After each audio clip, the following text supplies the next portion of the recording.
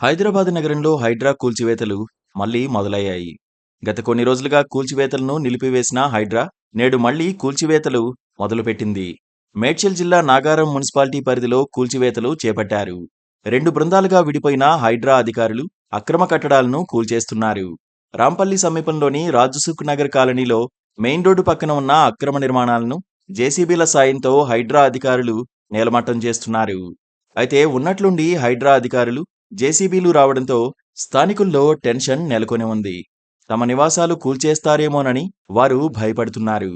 వారికి హైడ్రా అధికారులు భరోసా ఇచ్చారు.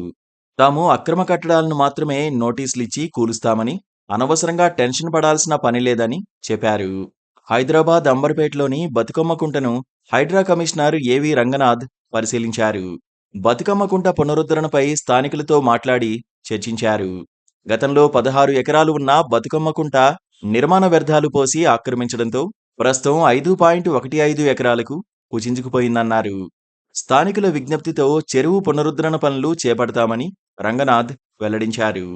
హైడ్రా కమిషనర్ రాకతో ఆ ప్రాంతంలోని స్థానికులు పెద్ద ఎత్తున అక్కడకు చేరుకున్నారు. నివాసాలు కూల్చేస్తారనే భయం తమలో ఉందని స్థానికులు చెప్పగా, నివాసాలు నిర్మాణాల జోలికి హైడ్రా వెళ్లదంటూ వారికి భరోసా ఇచ్చారు. బతుకమ్మ కుంటలో ఎటువంటి కూల్చివేతలు ఉండవని చెప్పారు. కుంటను పునరుద్ధరిస్తామని, ఈ ప్రాంతాన్ని సుందరంగా తీర్చిదిద్దితే మీ నివాసాలకు విలువ పెరుగుతుందని చెప్పారు.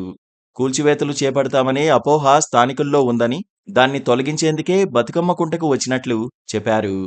ప్రస్తుతమున్న 5 ఎకరాల విస్తీర్ణంలోనే పునరుద్ధరణ చేస్తామన్నారు. చెరువులోకి వరద నీరు వచ్చే మార్గాలపై అధికారులతో చర్చిస్తామని రంగనాథ్ వెల్లడించారు.